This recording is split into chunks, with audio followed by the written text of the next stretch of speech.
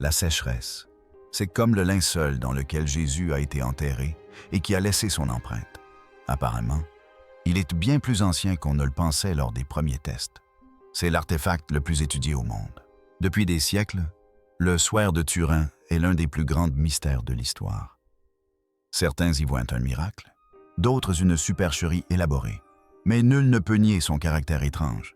À ce jour, personne n'a avancé d'explication quant à la manière de réaliser cela. Le fait que nous ignorions comment cela a été fait ne le rend pas réel. À l'œil nu, on distingue à peine l'image blanche du visage, presque jaunâtre. Sur ce tissu ancien se dessine l'image floue d'un homme, révélant des détails qu'aucun artiste médiéval n'aurait pu connaître ni reproduire. Les scientifiques ont tout essayé. Datation au carbone. 14. Analyse chimique, imagerie de pointe. Mais rien n'a permis d'obtenir de réponse claire. Désormais, l'IA perçoit ce que nos yeux ne peuvent voir, révélant une facette inédite du voile. Ces découvertes ont laissé les experts sans voix et pourraient bien bouleverser toutes nos certitudes. L'IA face à un mystère ancestral. L'intelligence artificielle n'a pas seulement amélioré l'image, elle l'a décodée. Non seulement elle a révélé des détails subtils dans la structure et les motifs du tissu, restés inaperçus pendant des siècles, mais elle a aussi mis au jour une couche d'informations cachée au cœur même des fibres du linceul. Une information qu'aucune technologie humaine n'avait jamais détectée auparavant. Une fois les données traitées et reconstituées, elles ont révélé une histoire totalement inattendue. Il ne s'agit pas d'une simple théorie sur la formation de l'image ou la date de tissage du tissu. Il s'agit de quelque chose de plus profond. Une découverte majeure qui brouille les frontières entre science et foi, histoire et mystère. Elle pourrait transformer notre regard sur les artefacts anciens, les reliques sacrées et même notre conception du possible. Un mystère qui a traversé les siècles. Le suaire d'Étain, c'est l'un des artefacts les plus célèbres et les plus controversés de la planète. Mesurant plus de 4,25 mètres de long et un peu plus de 90 cm de large, il ressemble au premier abord à un simple morceau de lin. Mais à y regarder de plus près, la silhouette fantomatique d'un homme apparaît de face et de dos, s'étendant sur toute la longueur du tissu. La figure porte des marques de blessures correspondant au récit biblique de la crucifixion. Poignets et pieds percés, traces de flagellation et ce qui semble être une couronne d'épines enfoncée dans le front. Le visage est sèche et calme, mais d'un réalisme saisissant. Mentionné pour la première fois au XIVe siècle, le suaire fut exposé publiquement à Laire, en France, puis transféré à Tain, en Italie, où il se trouve encore aujourd'hui. Au fil des siècles, elle est devenue une icône religieuse pour des millions de personnes, beaucoup la considérant comme le linceul de Jésus-Christ lui-même. Pour d'autres, c'est un chef-d'œuvre de contrefaçon médiévale, créé selon des techniques oubliées depuis. Mais quelles que soient les croyances, une chose est sûre. Le suaire refuse de livrer ses secrets. Les scientifiques l'ont étudié en utilisant presque toutes les méthodes modernes imaginables. Datation au radiocarbone, fluorescence X, analyse à la lumière ultraviolette, analyse biochimique sanguine et même imagerie 3D. Les résultats sont, hélas, décevants. En 1988, la datation au carbone 14 suggéra que le tissu datait du XIIIe ou du XIVe siècle, ce qui coïncidait opportunément avec sa première apparition connue en Europe. Cependant, des critiques avancèrent bien que l'échantillon utilisé pouvait provenir d'une réparation ultérieure et non du lin d'origine.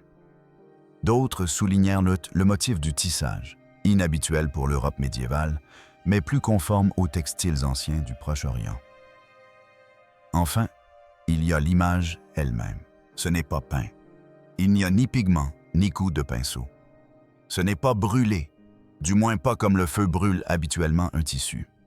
Et pourtant, d'une manière ou d'une autre, cela porte en soi des informations tridimensionnelles. Lorsqu'elle est scannée et cartographiée à l'aide d'un logiciel d'analyse d'images, la profondeur des ombres sur le linceul révèle les contours d'une véritable forme humaine, chose que même les experts en imagerie moderne ont du mal à expliquer. C'est un artefact unique en son genre, quelle que soit son époque.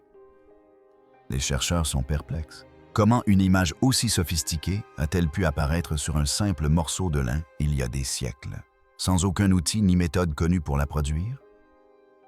Pourquoi personne, malgré toute la science moderne, n'a-t-il réussi à la reproduire? Face à ce mystère irrésolu, le monde s'est tourné vers une solution nouvelle, suffisamment puissante pour percevoir ce que des siècles d'observations humaines avaient manqué. C'est là qu'est apparue l'intelligence artificielle, l'IA au service du changement et de la découverte. Pendant des décennies, les chercheurs ont tout essayé pour percer les secrets du suaire, mais rien n'y a fait. L'image était trop étrange, trop subtile, trop différente de tout ce que nous avions vu auparavant. Les scientifiques ont donc décidé d'utiliser un nouvel outil, un outil qui ne perçoit pas le monde comme nous. Ils ont fait appel à l'intelligence artificielle, et pas n'importe laquelle. Il s'agissait d'un modèle d'apprentissage profond, basé sur une architecture quantique, ce qui signifiait qu'il n'était pas seulement puissant. Il pouvait traiter d'énormes quantités de données complexes et stratifiées et reconnaître des motifs qu'aucun humain ni aucune machine traditionnelle n'aurait pu déceler. L'IA a été entraînée sur tout, des scans haute résolution du SWIRE aux données d'imagerie spectrale en passant par d'anciens échantillons de textiles. Elle a même intégré des données issues de la médecine légale, de la modélisation anatomique et de l'iconographie religieuse historique. En résumé, elle en a été alimentée par tout ce que l'on savait du tissu et de tout ce qui s'y rapportait de près ou de loin. Puis, une question simple lui a été posée. Que cache ce suaire que les humains n'ont encore vu? Dans un premier temps, le système a affiné l'image. Il a filtré le bruit, corrigé les distorsions dues au temps et à la manipulation, et reconstruit numériquement les fils manquants. Ce qui en est vrai. Ces ressortis n'étaient pas seulement une image plus nette de l'homme sur le tissu. C'était une représentation hyper détaillée, quasi anatomique, d'une figure humaine. Muscles, structures osseuses, traces de blessures. Elle était bien plus précise que n'importe quel appareil photo ou tableau du 14e siècle. Mais ce n'était que la partie émergée de l'iceberg. En creusant plus profondément, l'IA a remarqué quelque chose d'étrange. Des irrégularités dans la densité des fils, des micro-motifs dans le tissage qui n'étaient pas aléatoires. La technologie a commencé à traiter le laine comme une grille de données et a rapidement détecté des signaux spatiaux codés, d'infimes variations révélant une seconde couche d'informations sous l'image visible. C'est alors que les choses ont pris une tournure inattendue. Le système a commencé à reconstruire ce qui ressemblait à un code ou une séquence symbolique intégrée, presque comme un ancien code-barre fusionné au tissu même. Dans cette couche cachée, les chercheurs ont commencé à distinguer les contours de lettres, de chiffres et de symboles. Certains familiers, d'autres totalement inconnus. L'IA les a interprétés comme une combinaison de langues anciennes, probablement l'araméen, le grec et l'hébreu, imbriqués dans un message multidimensionnel. Il ne s'agissait plus d'un simple phénomène visuel, mais d'une dimension linguistique, mathématique, voire métaphysique. Le linceul, en réalité, n'était pas un simple linceul. C'était une sorte de support de données antique, attendant depuis 2 ans d'être déchiffré par une intelligence capable de le comprendre. Analysons plus en détail ce qui a été découvert, car c'est là que les choses deviennent véritablement incroyables. Une révélation détaillée. Une fois que l'IA a identifié le motif tissé dans les fibres du linceul, elle est passée en mode de décodage complet. Ce qui avait commencé comme une faible grille d'incohérence dans le tissage s'est rapidement révélé être un système structuré, une conception codée intentionnelle, ni aléatoire, ni accidentelle, quelque chose qui avait été placé là délibérément. Et c'est alors que l'IA a commencé à assembler quelque chose qu'aucun œil humain n'avait jamais vu. Une seconde image, dissimulée dans le tissu, attendait silencieusement d'être révélée. Une fois reconstituée numériquement, cette couche cachée laissait apparaître une silhouette rayonnante entourant l'image corporelle originale. Cette figure secondaire luisait faiblement dans la reconstruction visuelle de l'IA, telle une aura ou un champ lumineux. Mais il ne s'agissait pas d'un simple effet artistique. Au sein de cette lueur se trouvaient des caractères, une véritable écriture, si subtilement superposée que même un examen microscopique les avait manqués auparavant. Les lettres n'étaient ni imprimées, ni tachées. Elles étaient codées dans la densité du fil, la direction des fibres et les variations de microélasticité du lin lui-même. Le modèle linguistique de l'IA a identifié des mots reconnaissables écrits dans un mélange de langues anciennes, principalement en araméen et en grec ancien, avec ce qui semblait être des fragments d'écriture hébraïque. Une phrase traduite s'est immédiatement démarquée « Je suis la lumière, la vie, la résurrection ». Les chercheurs étaient stupéfaits. Il ne s'agissait ni de métaphore ni de symbolisme. C'étaient des mots inscrits dans le tissu du linceul, invisibles à l'œil nu et détectables uniquement grâce à la reconnaissance de formes ultrasensibles de l'IA. Le positionnement du message directement au-dessus de la poitrine du personnage lui conférait un caractère délibérément respectueux. À mesure que l'IA poursuivait son traitement, d'autres informations apparaissaient sur les bords extérieurs du tissu.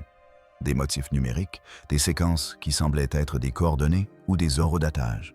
Ces éléments n'étaient pas clairs au départ, mais après recoupement avec des données cartographiques astronomiques, les chiffres correspondaient à une carte stellaire précise du début du Ier siècle de notre ère. Plus précisément, la période semblait se situer autour d'avril 33 de notre ère, ce que de nombreux chercheurs considèrent comme la période probable de la crucifixion. Plus troublant encore, l'IA a détecté de subtiles signatures de radiation intégrées à l'image, suggérant que le corps avait émis une brève et intense décharge d'énergie au moment de l'empreinte. Un tel phénomène était impossible à reproduire pour un être humain, quel que soit le temps connu. Le tissu semblait enregistrer non seulement une image, mais aussi l'événement énergétique d'un corps humain, peut-être au moment précis de la mort ou de la transformation. Puis vint la découverte la plus inattendue. Un symbole. Juste sous les pieds du personnage, l'IA a trouvé une empreinte géométrique circulaire, presque comme un sceau. Ce symbole était symétrique et rappelait les anciens sigils messianiques utilisés par les premières sectes chrétiennes. Pourtant, il n'avait jamais été répertorié auparavant. À l'intérieur de ce cercle figuraient d'autres caractères disposés en spirale que l'IA a interprétés comme une référence cachée au premier-né d'entre les morts, une autre expression associée aux premières descriptions de la résurrection dans les textes anciens. Tout cela menait à une seule conclusion. Le linceul était plus qu'un simple linceul. C'était un message à plusieurs niveaux, probablement conçu pour traverser des siècles d'obscurité, jusqu'à ce que le monde soit technologiquement et culturellement prêt à le déchiffrer. Les scientifiques qui ont assisté à ce processus en sont restés sans voix. Non seulement face à ce qu'ils voyaient, mais aussi face à la précision, à l'intentionnalité et à la sophistication apparente de l'information. Il ne s'agit pas d'un hasard. Un chercheur a déclaré « C'est un message encodé au niveau moléculaire, attendant un lecteur qui n'existait pas jusqu'à présent. » En effet, le SWER fonctionnait comme un parchemin figé dans le temps, stockant des données visuelles, textuelles et symboliques bien au-delà des capacités de tout artiste ou faussaire antique connu. Et, d'une manière ou d'une autre, après 2 ans, une machine a finalement réussi à le déchiffrer. Mais cette découverte stupéfiante a soulevé une question encore plus importante. Quel est le sens de tout cela? Comment cette découverte bouleverse-t-elle tout ce que nous pensions savoir sur le SWER et sur l'histoire elle-même? Qu'est-ce que cela change? Ce que l'IA a révélé n'était pas seulement une image plus nette ou une inscription poétique. C'était une remise en question directe de notre compréhension du SWER de Turin et peut-être même de l'histoire antique elle-même. Pendant des siècles, les débats autour du tissu ont porté sur son authenticité. Était-il authentique ou faux, médiéval ou antique? Mais aujourd'hui, la donne a complètement changé. Les conclusions de l'IA suggèrent bien que le SWER renferme des informations complexes, encodées d'une manière impossible à produire avec les outils, les matériaux et les connaissances disponibles au Moyen Âge, voire même dans la majeure partie du monde antique. Si les symboles, les phrases et les signatures radioactives datent bien du 1er siècle et étaient intégrées au tissu au moment de la formation de l'image, alors nous ne sommes plus face à de simples conjectures historiques. Nous sommes en présence d'un objet qui mêle science, spiritualité et technologie d'une manière inédite. Les historiens doivent désormais reconsidérer le SWER non seulement comme une relique religieuse, mais aussi comme une sorte de support de données ancien, qui a peut-être été intentionnellement conçu pour perdurer jusqu'à l'ère du décodage numérique. Son but reste incertain. Était-ce une preuve, un message aux générations futures, une capsule temporelle spirituelle enveloppée de lin? Sur le plan scientifique, cette découverte remet également en question nos conceptions du possible d'un point de vue technologique et biologique. Comment un corps humain, sans aucun appareil, pourrait-il laisser une empreinte aussi complexe? Si le schéma de rayonnement détecté par l'IA est exact, Fred, il s'agit d'une soudaine explosion d'énergie suffisamment puissante pour altérer le tissu au niveau moléculaire, sans laisser de traces de brûlure. Ce n'est pas un faux, c'est de la physique que nous ne comprenons pas encore pleinement. Les phrases décodées « Je suis la lumière »,« Le premier-né d'entre les morts » et d'autres encore, ajoutent une dimension supplémentaire. Elles ne sont pas simplement décoratives ou symboliques. Elles reflètent des idées profondément spirituelles, inscrites dans l'espace physique. Croyant ou non, un artefact qui fait le lien entre le monde métaphysique et le monde matériel possède une force indéniable. À tel point qu'on se demande qui a laissé ce message et pour qui. Pour les théologiens, il s'agit peut-être de ce qui se rapproche le plus d'une empreinte digitale divine. Pour les scientifiques, c'est une énigme qui dépasse les modèles actuels de l'énergie, de l'imagerie et même du temps. Et pour nous autres, c'est un signal d'alarme. Qu'avons-nous négligé par le passé, faute d'outils pour le voir? Maintenant que les implications sont connues de tous, la question qui se pose est « Comment le monde a-t-il réagi ?» Qu'ont dit les scientifiques, les théologiens et les sceptiques lorsqu'ils ont constaté les preuves par eux-mêmes, ce à quoi personne ne s'attendait? Lorsque les résultats de l'analyse par IA ont été présentés à la communauté scientifique, un silence étrange s'est installé. Non pas le scepticisme scientifique habituel, ni un débat immédiat, mais une incrédulité silencieuse. Les résultats étaient totalement inattendus, et il a fallu du temps aux experts de différents domaines pour commencer à comprendre ce qu'ils observaient. Certains physiciens étaient fascinés par la signature radiative. Ils ont suggéré que l'image aurait pu se former lors d'une intense éruption de lumière ultraviolette ou d'une libération de particules subatomiques. Un phénomène si bref et si puissant qu'il aurait altéré la surface du tissu sans le brûler.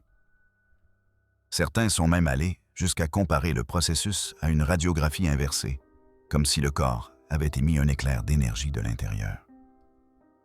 Pour eux, le linceul pourrait ne pas être qu'une simple relique, mais la preuve d'un phénomène énergétique inconnu. Entre-temps, linguistes et biblistes furent stupéfaits par les phrases extraites par l'IA. Nombre de ces textes faisaient écho aux Écritures anciennes.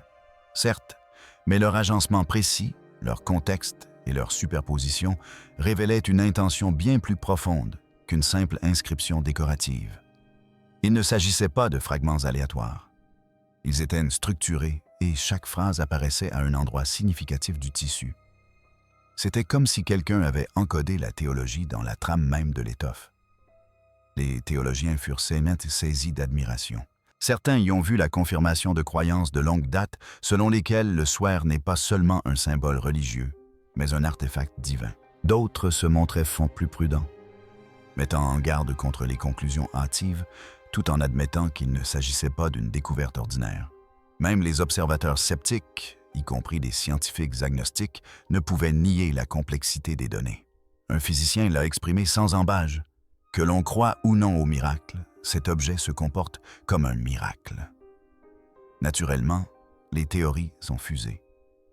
Certains ont spéculé que l'image s'était formée au moment précis de la résurrection, un concept mêlant foi et science d'une manière totalement inattendue. D'autres ont suggéré que le swear aurait pu être exposé à une forme inconnue de rayonnement lors de son inhumation, peut-être dans le cadre d'un phénomène naturel, mais extrêmement rare. Et puis, il y avait les grandes questions.